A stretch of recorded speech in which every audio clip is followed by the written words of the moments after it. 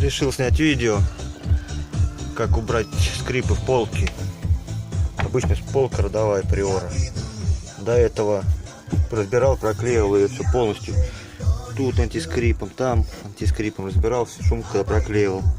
Все проклеено, все равно скрипело. А в итоге оказалось вот в этих вот накладках от динамиков. То есть скрипели они постоянно. На кочках, на неровной дороге. Ну и в итоге разбирал, они легко, вы знаете, выковыриваются. И также сунул между ними антискрип. Прекратился скрип есть. И не надо полку новую покупать, деревянную никакую. Так что так.